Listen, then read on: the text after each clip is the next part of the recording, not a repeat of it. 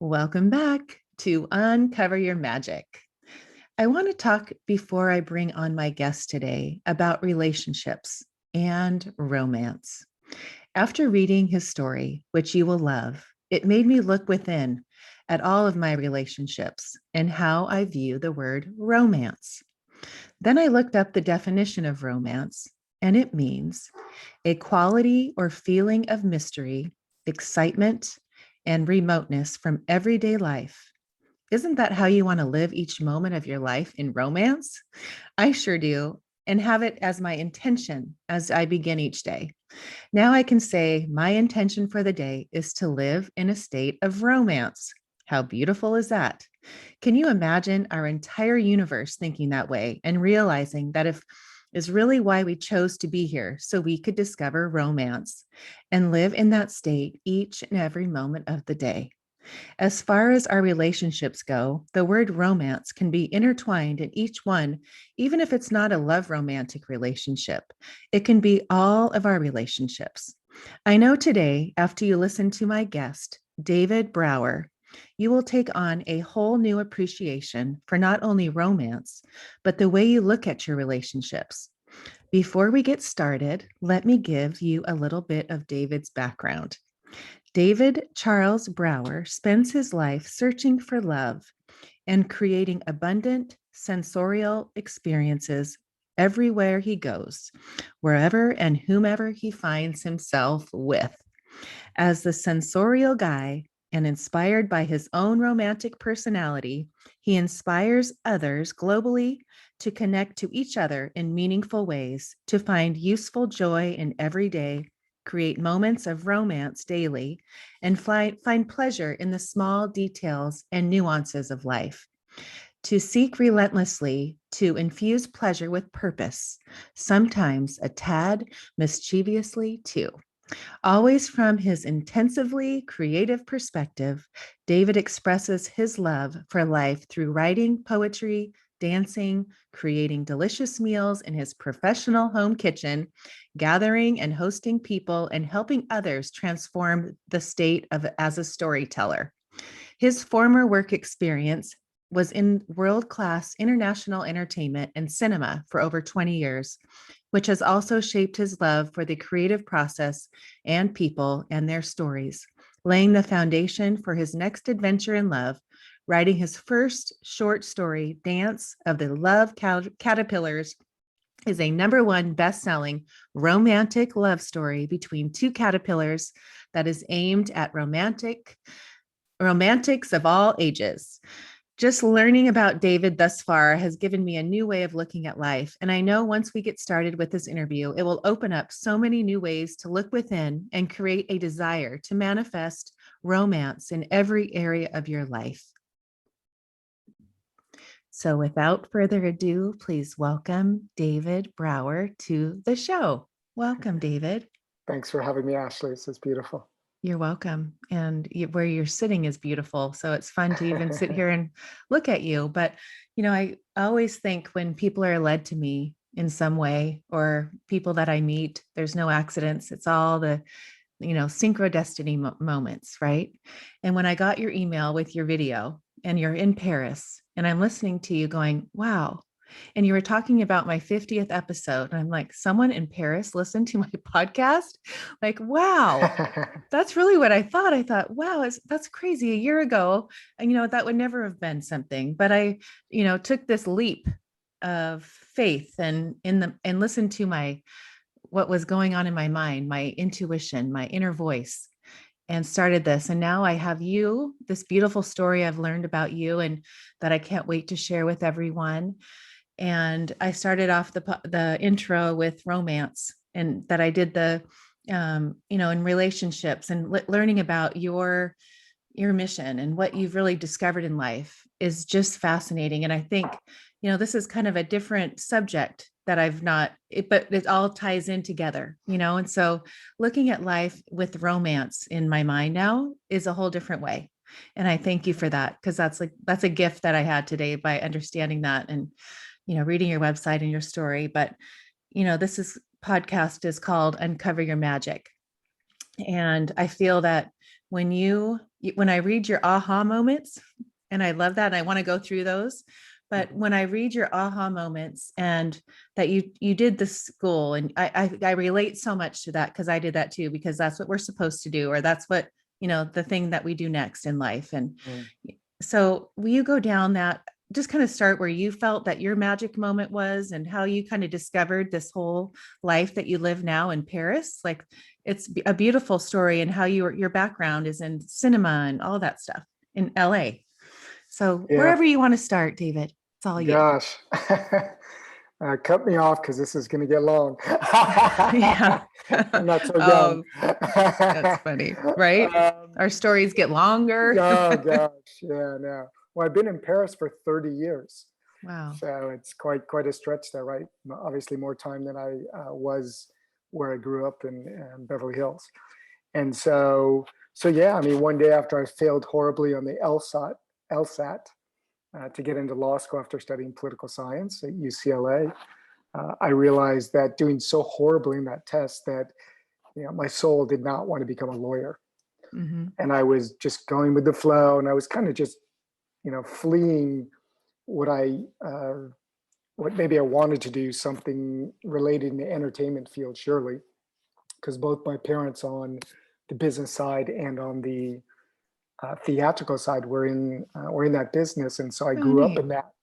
Huh. But I was just too sensitive a kid, I think, and too had my own sort of own hangups at the time, obviously, and I couldn't really get over those. And so I didn't really know what I wanted to do because I fled sort of following either of those paths on the performer or the kind of business side.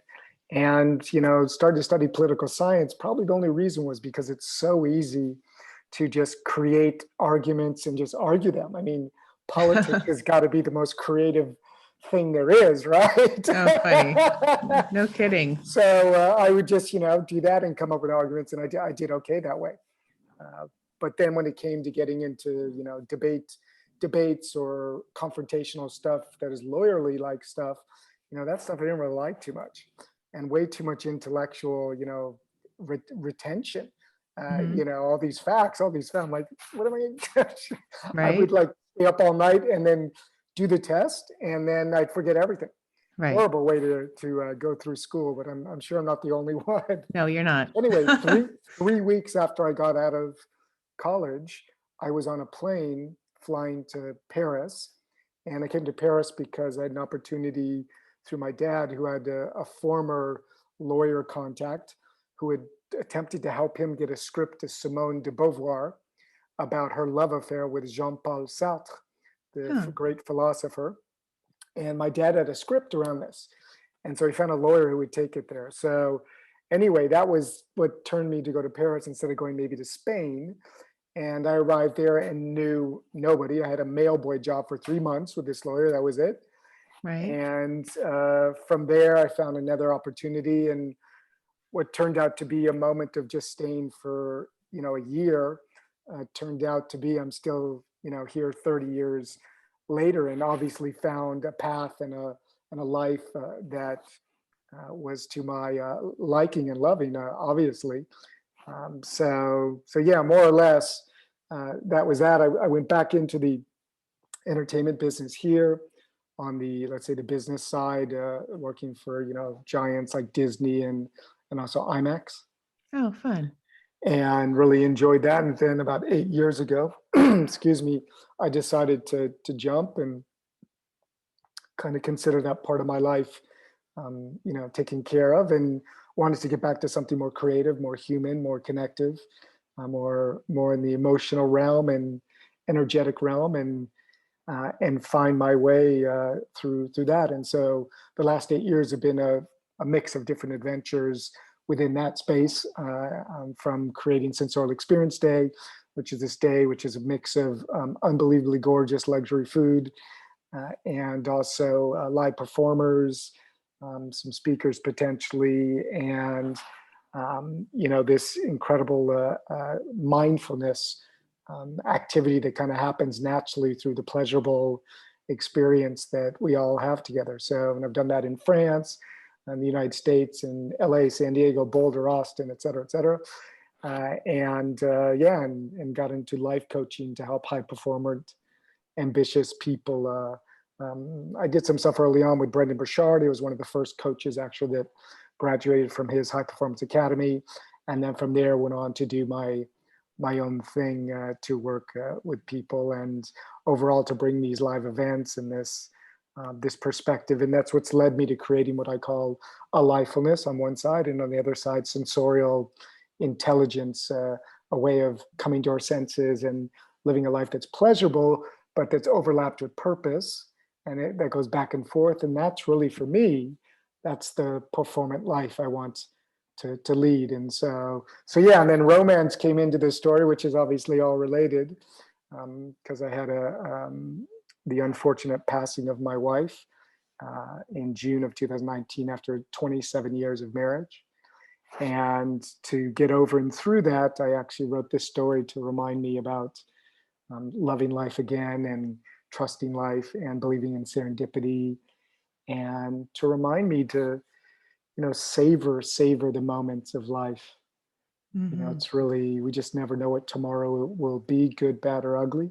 Right. And Okay, you've we done try to be fast open to forward. Okay, hold on. that. Wait a minute, mister. Okay, so I've got the gist, but I have to go back because here you are 30 years into Paris. 8 years ago, you decide to go on this mindfulness journey and stop the movie stuff, right?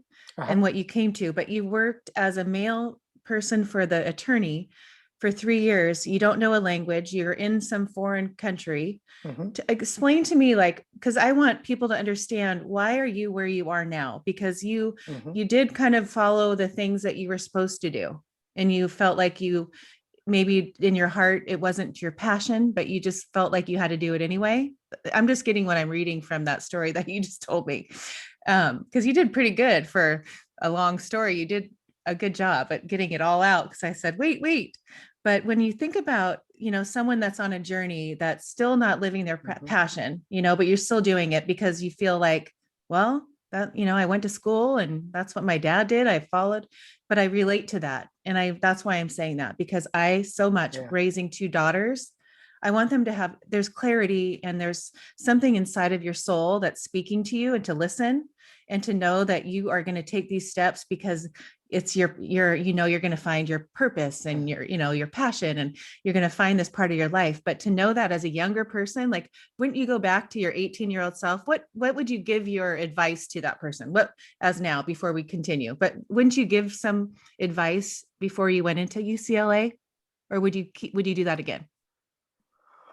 I'd say it's a hard way to go back. I mean, I guess at every point we could probably go back a little bit farther than that. I mean, the greatest thing that served me in life is roaming and exploring and adventuring and going out of my comfort zone geographically. Mm-hmm. And even the way that I travel and everything has been the greatest teacher for me. So for me, it's for everybody, go travel, but don't go travel comfortably, and experiment with things that push you out of your comfort zone. And, or I should say, in both a way that's pleasurable, but also maybe that's a little bit painful. And little by little, first of all, you start to discover what you really enjoy, Right.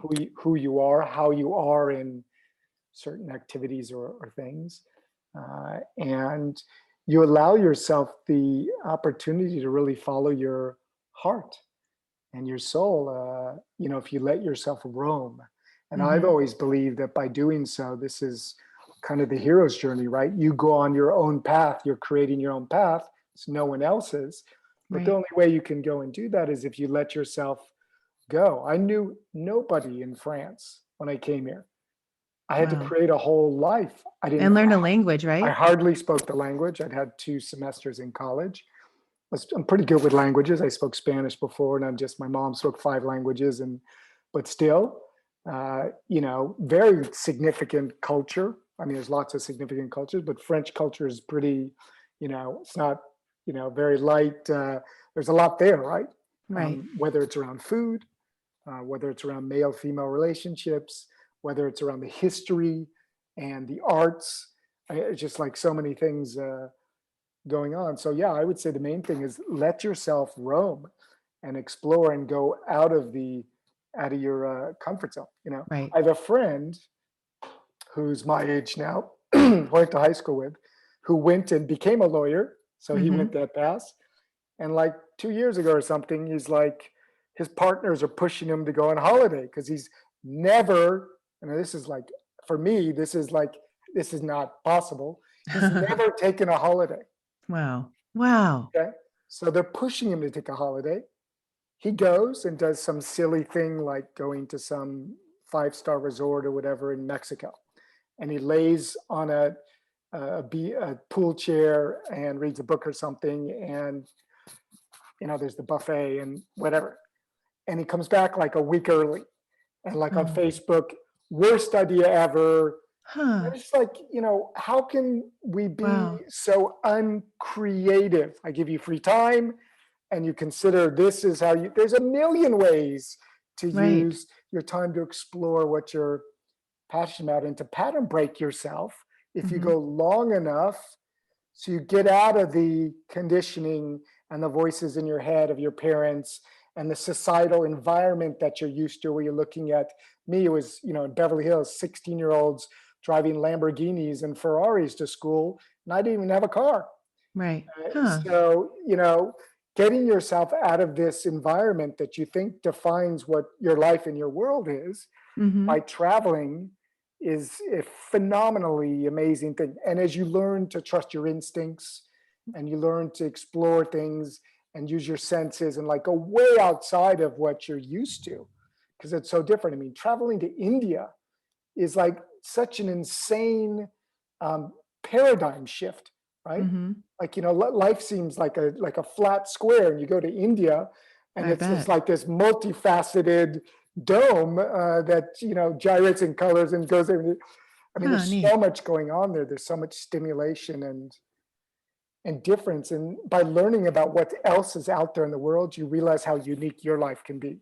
Right. I just, another small story is, like after my first 3 months in arriving in France, I did a tour around with some friends who came over, and I find myself alone afterwards in a city in Spain called Ronda, Rhonda. It's a medieval city, beautiful ravine with a waterfall, etc. And I went to go dancing. I'm like, I'm all alone. Let's go dancing. Come on.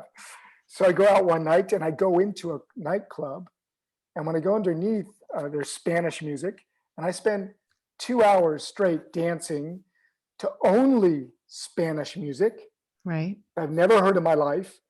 Everyone knows the words to like every song. Oh, funny. And it was like this unbelievable uh, cold shower culture shock to say there are other whole worlds out there. Right. And so there are other whole worlds in so many ways. I mean, probably in the neighborhood right next to yours, there's a whole new world already, I right? know. Isn't that fun? Yeah. So true. Where did you meet your So wife? exploring. She was actually one of my students when I taught. Students. I taught English after the law firm job at one of the top school in Paris called the Wall Street Institute. And so I would go to the big advertising firms and teach people to speak and present in English. And it was an incredibly beautiful period because most of the people canceled the the lessons, Oh, and my funny. company still got paid because it was within the same day or something, because they were so busy. These people, they didn't really care about learning English too much. And so I would have a lot of free time. And so it was brilliant when I was learning the language and meeting people. And then the other side, it was, amazing to be able to sit down with really interesting people and, speak in English and kind of do that. And so one of my students was my future spouse. Huh. Yeah, Neat. And you were married for 27 years. 27 years. That's right. Wow. Amazing. So you married right away because we're probably the same age. Yeah, we married a year after I arrived. Yeah. Okay. And so you go on this journey, you go, so my point is, I'm trying to figure out at when you 8 years ago where that shift was. Like, why did, and I want to also talk about the word romance because when I watched your Uh-huh. video on one of your, I think it was a website about everyone describing romance different. And that's I never have looked at it that way. And then when I looked the definition up, I was like, what if you woke up every day and wanted to live in romance? It doesn't have to be the love, with your spouse or boyfriend or girlfriend, but lived in life that Mm, way, and how wake up and, I always, it's like living in that place of, what can I give? Who can I be? Who can I love? Like every part of your day should be mm. living in romance. And I'm going to use that word all the time now. Thank you. And I'm going to say, oh, David Brower, thank you for that word. Um, but how do you get to, and then I see your picture with Brenda Bouchard. I'm like, okay, wait, and then I see these aha moments. So I Mhm, feel like what built you up to that point where you said, now I'm going to start doing this discovery of the sensorial guy. mhm. Well, I mean, when I jumped and left the entertainment world, I really opened up my blinders and said, "This is the greatest opportunity in my life, and I'm going to again let myself roam and explore." And so I did that, and part of it was going into this high performance coaching world to explore that, which I spent some time, and other parts of it were to exploring the startup world around food. I'm very much involved in cooking and hosting people around food. Even my live events, food is a key component actually of the event. And Huh, obviously, I live in Paris, and the food is right. absolutely stunning here. The cliche is true, uh, Mhm. you know. So, but there's so much that happens around food that, in my experience here, has been such a remarkable, really a paradigm shift in how I experience life and what is of value to me and how I interact with people and how you transmit love through food and hosting people. And the dynamics of what can happen sitting around a table is the most entertaining thing there is, as far as I'm concerned, really. Like sitting around a dinner table that's well kind of um, guided, that's well kind of poked at like a fire to keep it kind of going and to shift the energy from one person to another. I mean, it's a real art of hospitality Mhm. and a divine moment of pleasure that can also have you know uh, um, musical aspects, or how you define and create what happens around the table creates the life that you lead. Right. And I Oh, I love recognized that. that and wanted to do stuff in the startup world. There was kind of like an Airbnb of people going to eat at people's houses, and it already existed, and it didn't end up Oh, working out. And actually, it's called Visit is the big one I think today.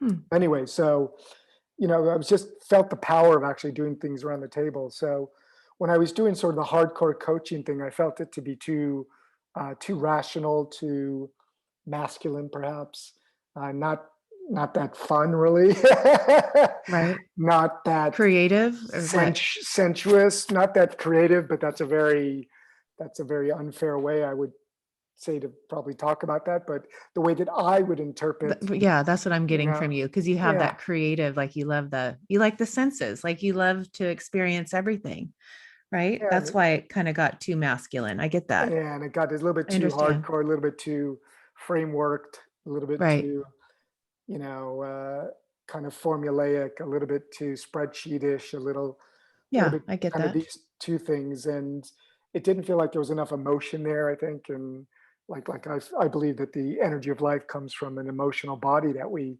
take care of and use in the world. And sometimes that's going to be a scary thing and a ecstatic thing, and sometimes that's going to be a bit of a sad thing. And we kind of holding all of that space is really, for me, living the most vibrant, alive, full life that we can. It's almost a mindfulness actually in the real world. And that's not always such an easy thing to withhold and contain. But I was very drawn towards something more along those lines. And I wanted to mix food, which knows I cook amazingly. I'll say that humbly.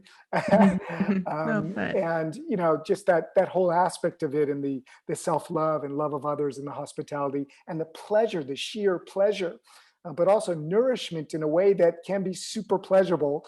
And it's not a tofu burger, right?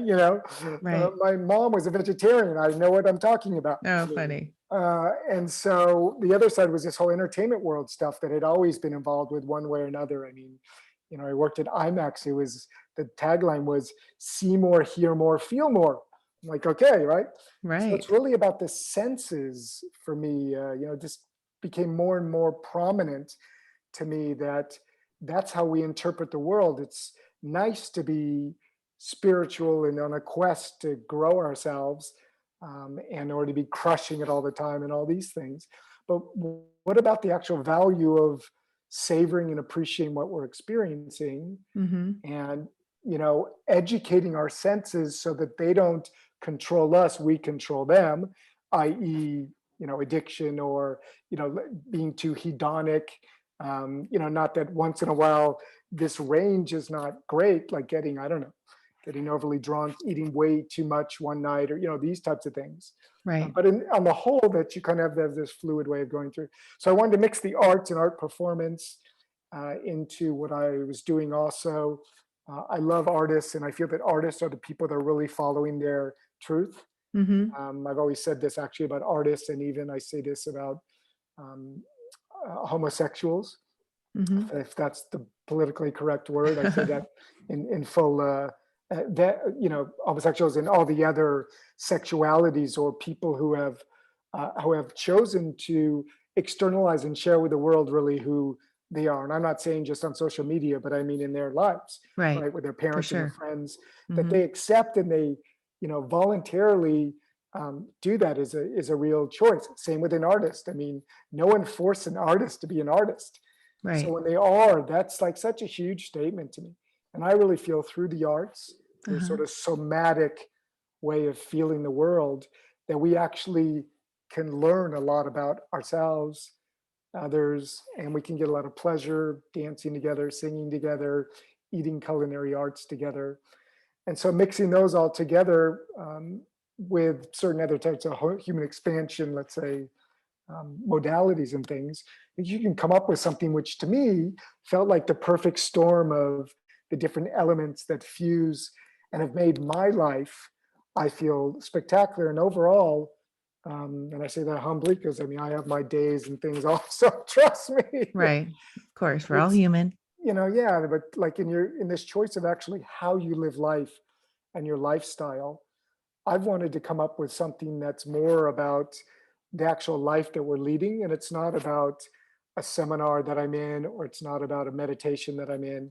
It's actually how in my actual everyday life can I use that as my growth playground, as Right. the place where the challenges I have, that's actually where it's happening. And that's where I should be actually taking care of it and facing it. Totally. And it's certainly a bit, I want to say a bit probably idealistic to imagine that every single part of our life can be something that's related to our soul's growth and all these things. On the other side, there's so much of it that is.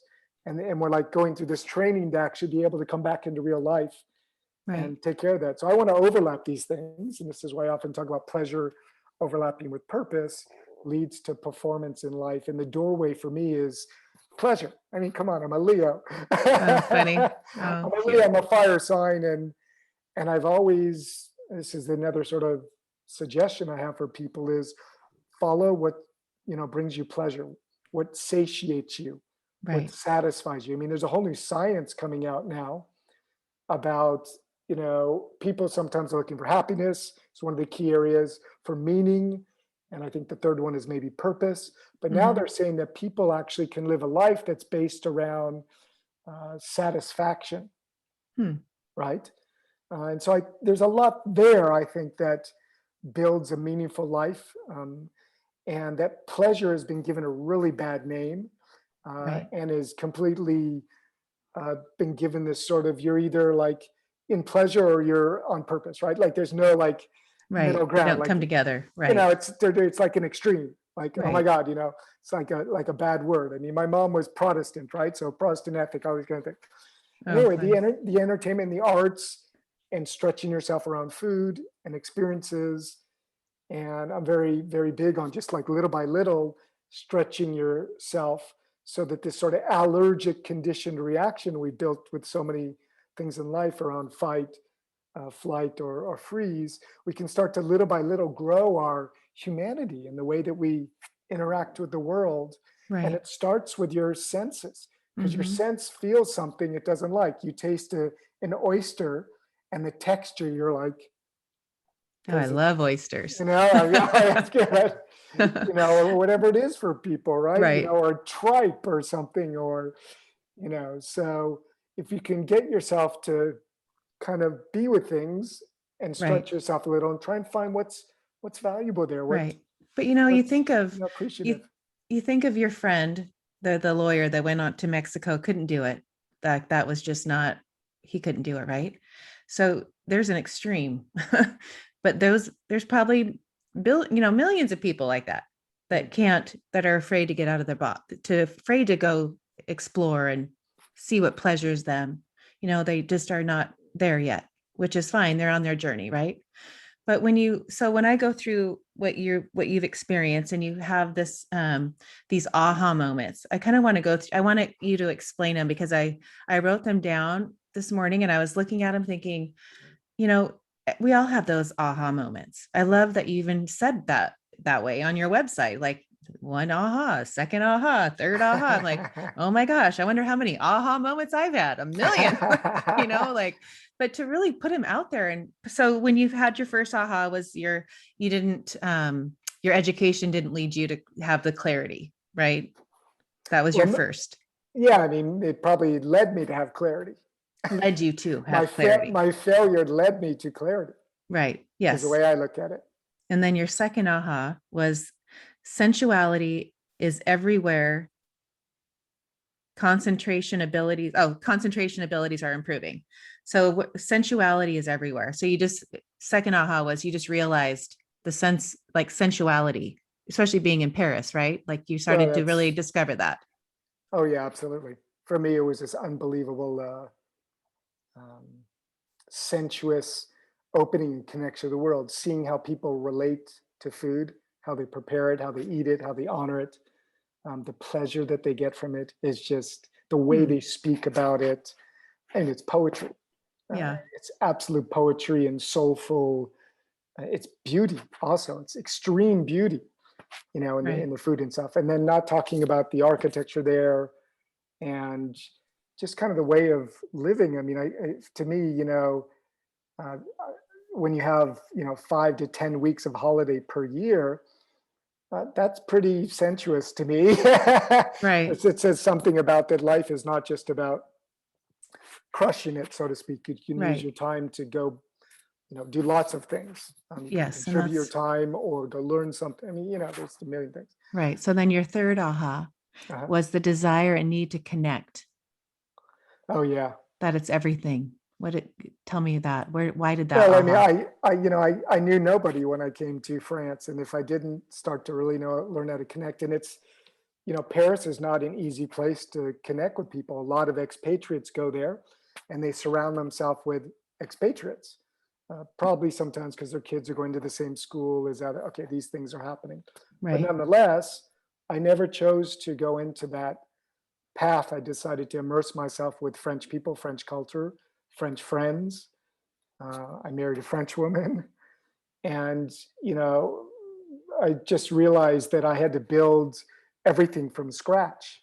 Right, my Mm-hmm. whole 22 years and my whole family and my all their friends, and like, I knew nobody in France. So like, if you don't learn about connecting with people and how to do that in a meaningful way, and not just something that's short term. I mean, people there are not looking mostly for A new just kind of friend. a new friend, right? Right. They're like, are you staying for life? They're not Right. just looking to make friends and like spend time with someone who is not going to Right. stay for a long time. This is not true necessarily for everybody, but so, No, I get that. the value of connecting is, this long term view about building something with somebody. And I'm an extremely loyal person. Mm-hmm. And, I'm still really close friends with my first French friends made 30 years ago. Oh, neat. I love that. So, So yeah. your fourth is owning our choices is our number one responsibility. Owning our choices. Wow, that resonates with me today. Yeah. Uh, you know, I think probably for a lot of the time growing up, I never really felt like I was responsible for my choices. It was kind of my parents or my peers or like the culture or like everyone is comparison. Like there was all this like delegation of whose responsibility. God, Right. who can I blame when it goes wrong, Exactly. right? Yeah, it's not my. I'm not, and so not taking ownership for choosing the path that I chose, Uh-huh. and then once on that path, taking ownership for it. Right.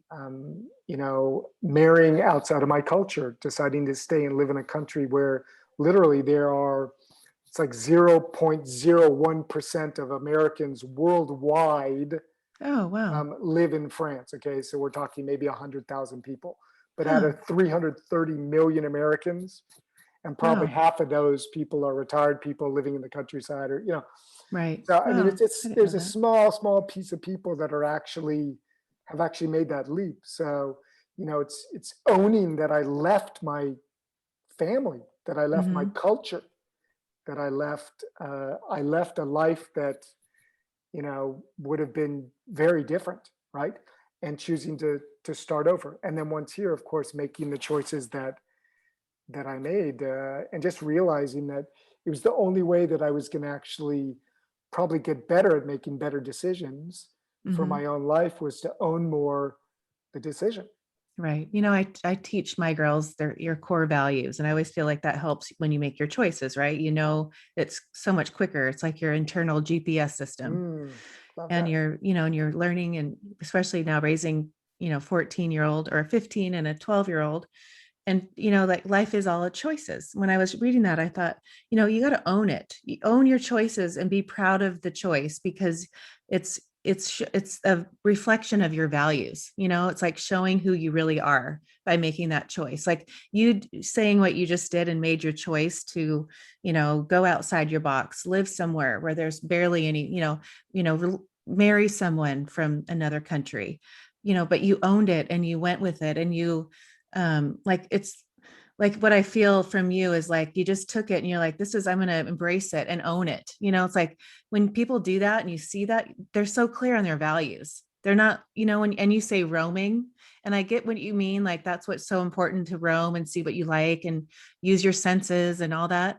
But when you're roaming and you make choices and that you own those choices, Mhm. that's so powering. That's so empowering. Like you feel when you have that inside of you, at that age too. I mean, you're probably in your 20s when you were doing that. But when I look at raising children and trying to really empower them to make choice, to understand life is all about choices. We're going down this road and there's going to be a Y in the road pretty much every time, every day. So what choice are you going to make? Are you going to be proud? Are you going to feel good about it? Are you going to own it? Or are you going to question it and go down here and wonder maybe, and then end up, and then it's like, it's okay, but you'll end up coming back, because those are the lessons. But I just love that, because life is about choices, but owning it. And that's what I love about that. Thank you And for sharing that. the whole FOMO, fear of missing out, the whole comparison, it all relates to that.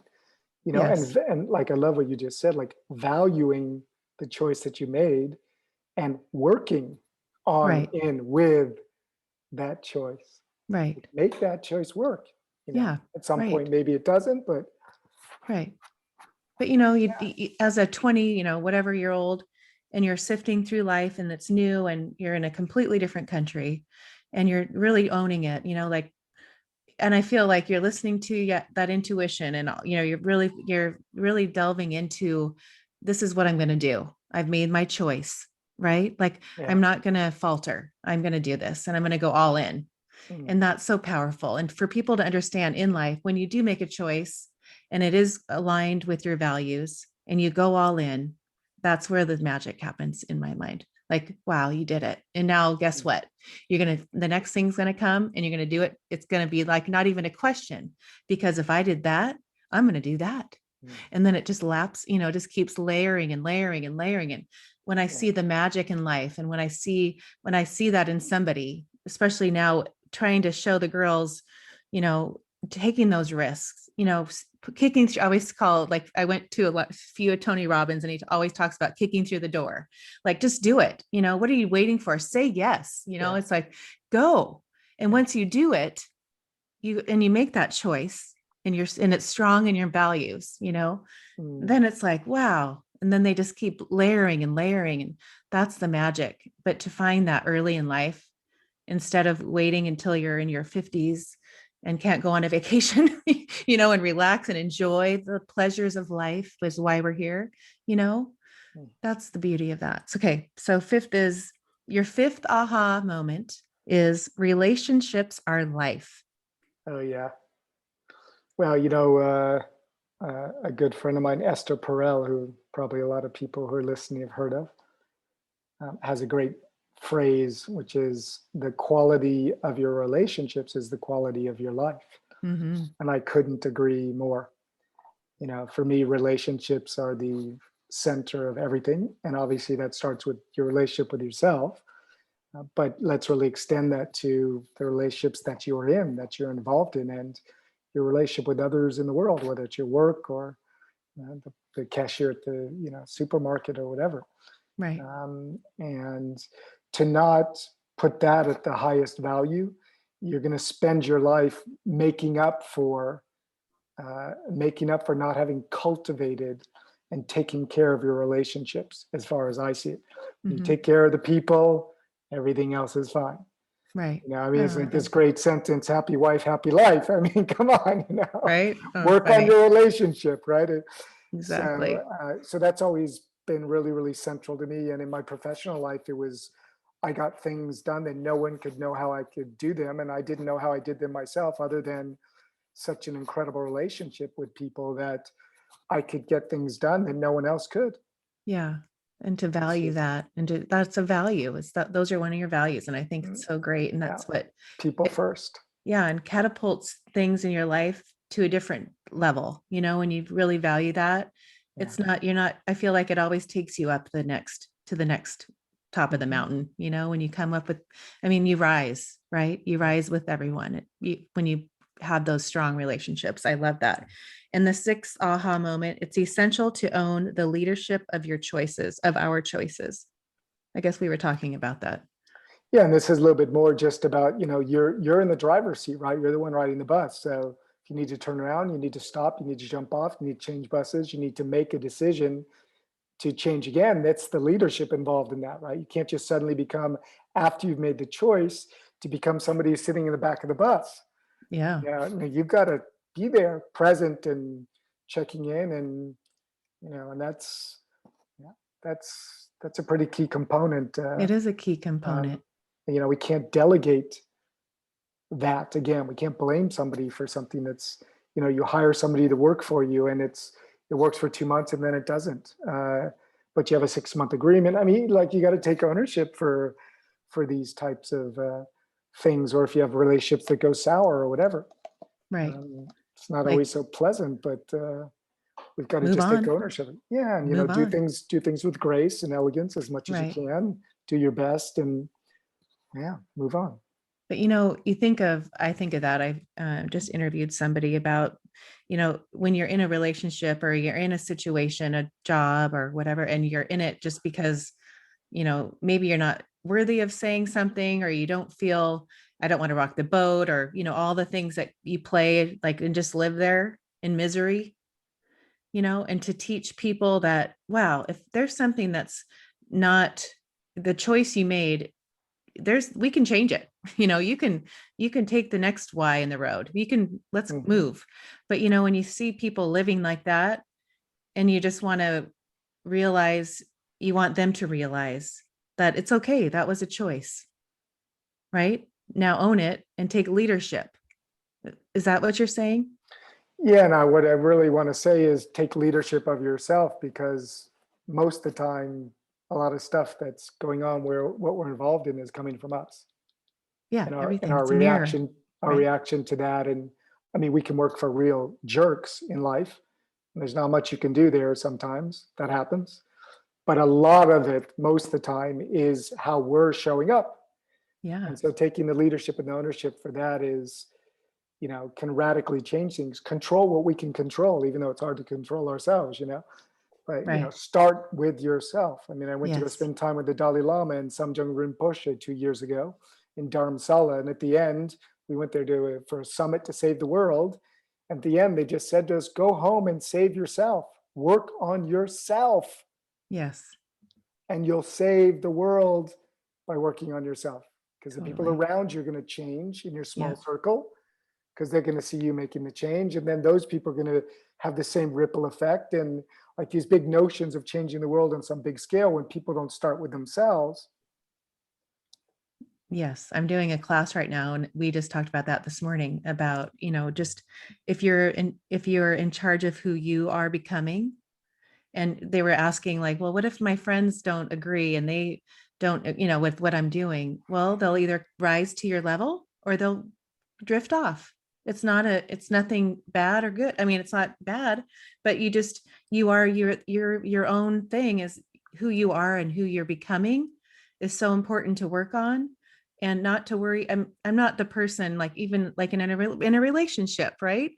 um to try to teach this person, oh, read this book, and oh, listen to this podcast and do this and do that. No, be who you are. You listen. I need to read the book and I need to do that, and maybe it'll like come off of my body that they'll go, wow, I want to do that. And that's the same thing. Like, if we just really take care of ourselves and we really focus on that, so important. And it's just a reflection, it's a mirror. And I love that, because everything in your life is a mirror. And I always wonder, like, when I have a reaction and I'm really learning that whole, why does that bother me? Like, what is that in me that is showing me? Oh yeah. 52 years old, and I'm like, well, okay, I can see, rising and working on myself in this, like, learning, gosh, nothing, it's really hard to ruffle my feathers, because I'm learning, okay, that's why would that bother me? That doesn't, there's no reason to react. It Yeah. would be a reflection of what's going on inside of me. Right, David? Yeah. Yeah. A lot of wisdom there. Yeah. No, absolutely. Starts with you and your relationship with yourself. And this goes back to the responsibility piece, right? Like, we need to take ownership for that. And it's not about other people mostly. There are some people who have a consciousness or an attitude or whatever that are, as much as we want to reflect on them, it's not going to probably do much. Um, but yeah, it's a lot in that space of owning that, and it's not an easy thing to do with yourself, and No. like, people trigger you are like the greatest teachers, right?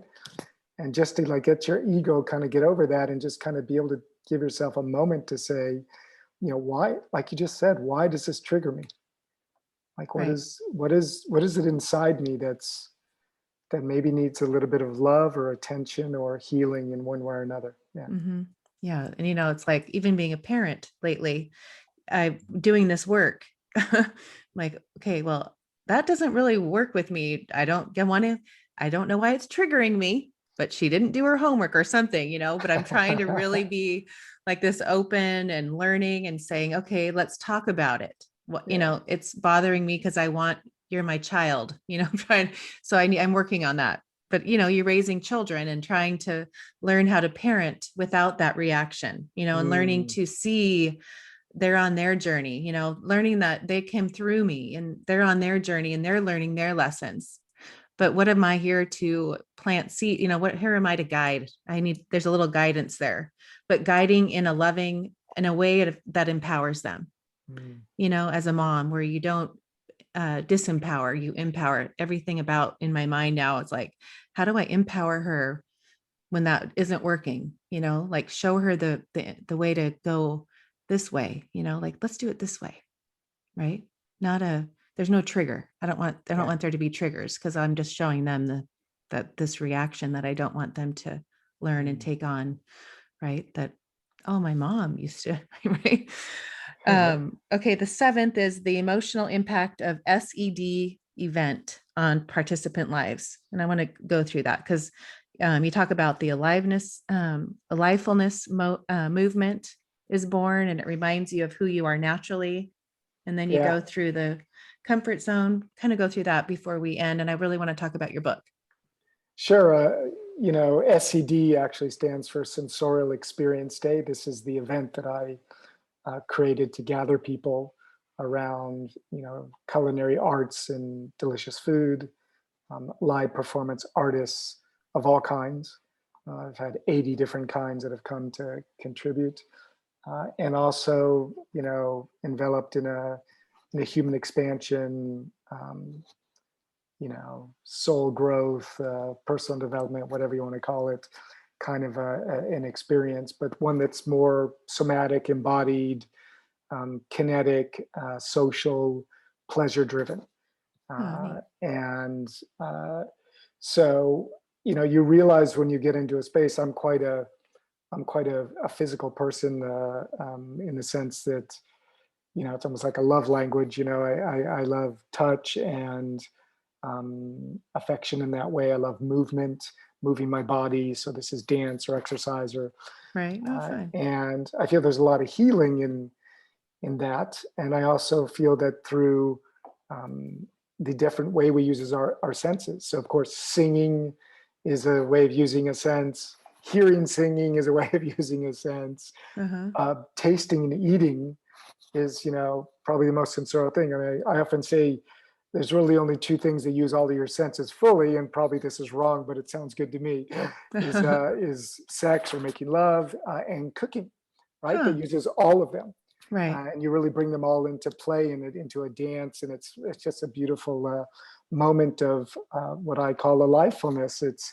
It's more than mindfulness. You obviously need to be present. You obviously need to be conscious and like you're there, but you need to use your senses and be able to appreciate things. And this is hot, cold, spicy, whatever. Right. And then you also need to kind of be able to give your own value to that and meaning to that. And then at the end of the day, you got to be able to savor it, right? And Right. this is sort of the emotional piece, the sensorial piece. To feel alive in life, it's not just about having an experience that we appreciate. It's no, but like, do you love it, right? Like, Right. does this like make your heart Light soar? you up. Does Yeah. this light you up? Have you touched something within you that's so much deeper than the superficial layers of conditioning, where like you start to cry because it's so beautiful, and you suddenly say, "That's me. I found Wow. myself. I've touched something that, because I've been so lost in this thinking, reading, studying, it's like, well, no, let's get into something a little bit driven by pleasure, so you feel safe, Right. space that feels safe and that is intentionally built to create a level of focus and awareness around what we're eating, for example. So I will present a dish and explain what's in it, why it's beautiful, set it up in this way, and then ask you to really be present with it, to savor it, to externalize what you're experiencing and share it with the person that you're with. But we're not listening to music at the same time. We're not, dancing, blah, blah. There's like one thing Huh. after another to just kind of slow down and to amplify what we're actually experiencing, to really turn up the volume so we actually start to notice what we have deadened in ourselves and put into autopilot and automaticity. And we've gone to sleep in so many ways. We don't see the beauty that's right here around us. Right. I think the last year of Uh, 2020, just being in the pandemic has really opened that. I mean, just even having dinners all year together as a family, playing games and Monopoly and all the things that, we're not even part of our life because it was we were on such a hamster wheel. And yeah, you look at how it's so important to sit there and just look at, wow, this is our moment, living in the moment, right? That's the same. I feel that way because like yeah, how you want people to appreciate it. There's no other music. You're not doing anything but look, gosh, talk about it. What does it feel like? I love that. I'll yeah, I'll always think of you when I really am at a great dinner and yeah. I'm Like, like, oh, go I need deeper. to, yeah, deeper. Go deeper. Like people, what they eat, for example. I have so much trouble with this. I'm a little bit of a stickler on this, but like, you'll eat and you'll say, well, how was it? And you say, oh, it's great. Like, so like, can you give me three things? Right. Oh, I love the color. I love the texture of the shrimp. I love the tanginess of the sauce. Like give me three things, Right. sensorial things that help you to start to externalize what your senses are experiencing, and you start to develop an encyclopedia and something that you can come back to and refer to. And otherwise we end up like this terrible term that's used. Um, are you full? Like, what do you mean? Am I full? I'm not a gas tank. Right. I, I'm Exactly. I'm satiated. Right. I've enjoyed my meal tremendously with you. Right. but I'm full. I mean, like this mechanical word.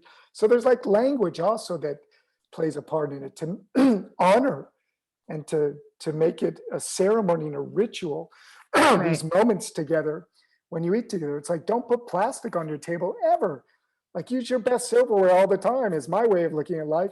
Use real napkins that are Right. gorgeous tissue napkins and things, and like have special rings for them. I mean, like make the moments of everyday life beautiful, and you have a beautiful life. And I think you can go to the grave, and I hope I go to the grave with this on my grave. It's, no one loved life more than David Brower. No one appreciated and savored the moments and got more out of life, whatever it was, whatever moment it was, than me. And Yes. that's what I'm wishful in, sharing with other people, to somehow see the world with a different kind of lens that allows them to get more. It's not just get more juice out of the orange, but it's like when you get the juice out, can you appreciate what juice there was? Maybe there Yeah. wasn't so much this time, maybe there's more. Were you really present to it? Did you appreciate it, savor it? Did you get some value out of it that goes beyond just something superficial, mechanical, transactional? Right. Life is meant to be something that's sensuous and, as Right. Esther Perel would say, erotic. Huh. Right. But Oh yeah. I would say that's just a metaphor for everything, going in nature, being present, looking around. I mean, I run every morning and I'm looking, I see the birds, or I look at the trees and, Mm, and smelling the air and, and seeing the dog, my dogs, but to be present in everything, like, but I think if people see life that way, I mean, so as a mom, and I'm an older, I had children later in life, and I've looked at their childhood. Like now, Presley's 12 and Paige just turned 15. Like we're at the end of that childhood, right? But do I look back and know that, I savored it to a core, like that orange, that every drop yeah. I did. And I Right. just think, thank you, God, that I did that. Cause I look and think, how fast does that go? It goes so fast. When people said that to me at the beginning, I'm like, oh sure, now here I am telling people at the grocery store, that little baby in that thing, it goes by so fast. Savor the moment. You love the crying and I don't care, I just love it. But Mm, that's that's beautiful. the lever, the link. I just feel like the metaphor for life is what you are, what you believe in and what you're so passionate about. And I want to really talk about your book because we're at the end, and I want you to, it's beautiful. I know it just came out on Audible. What I've read, I listened to excerpt on I think YouTube, just the whole thing, and it's beautiful, and talk about it Thank you. and where Well, it it's came called, from. here it is. It's called Dance of the Love Caterpillars. If you can see that. There, I can see it. It's got beautiful illustrations and Oh so. yeah, pretty. Um, yeah, I mean, I wrote it to serve as a reminder of myself going through the trauma that I'd gone through. That life is a beautiful thing, and to come back to trusting it, to come back to loving it again and again and again through the ups and downs of whatever we go through in our lives, and that serendipity can suddenly arrive, good, bad, or ugly way, but let's say potentially it can be a good way when you've gone through something challenging like I did.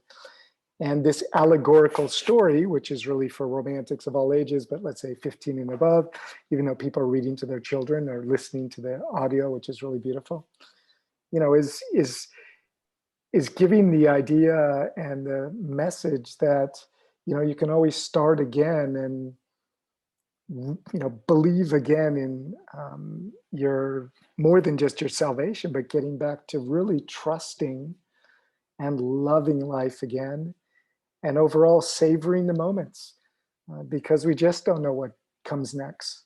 Right. There's so many things that can happen in life. I mean, every day I'm hearing about people in my entourage having, gosh, just 3 days ago, literally, a dear friend of mine in Paris, her two parents passed away the same day Oh my because of gosh. because of COVID.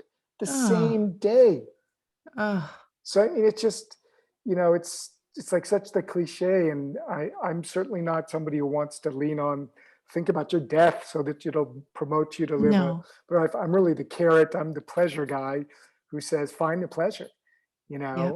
even in a cold shower, find the pleasure in, struggling up the mountain while you're hiking, you're breathing, it's like, because I mean, we're alive Exactly. and we have this opportunity. And even if those around us pass, even if trauma happens to ourselves, let us find the resourcefulness within us to really love life and be engaged in life again and not feel sorry for ourselves and not fall into self-pity and not be so negative, because we can have this negative bias that we have. And in a lot of ways through my life, even though I'm a very buoyant person, I've struggled with anxiety and negative thoughts and um, dealing with failure or self-esteem issues, or I was a really small kid.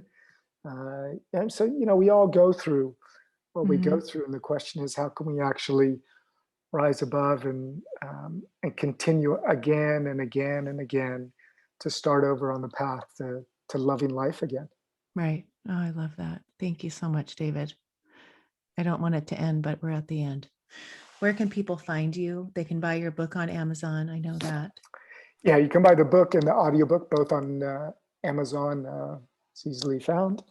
And otherwise, you can find me at davidbrower.com, DAVIDBROWER.com. Also, alivefulness.com. That's probably the great place to find me. I'm very active on Facebook and on Instagram. Oh, And you, fun. you can find me at the Sensorial Guy, of course, Okay. Oh, on good. Instagram. Okay. I love it. What's your next, where are you at? What's your next adventure? What are you gonna create?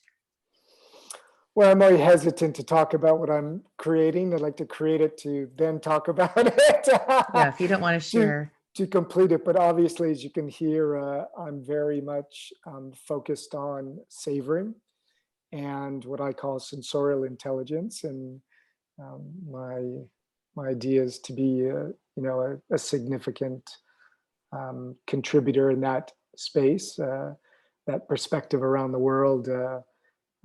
So creating stuff that's supporting that, and of course, this is what I bring into the life coaching that I do with people and groups and stuff like that. Fun. Well, thank you so much. It has been a pleasure. Thank you for reaching out. And I have a friend in Paris now. That's pretty sexy. That is pretty Thanks, sexy. So Ashley. romantic. So romantic. There we go. Oh, thank you, David. Thanks so much, Ashley. Oh, you're welcome.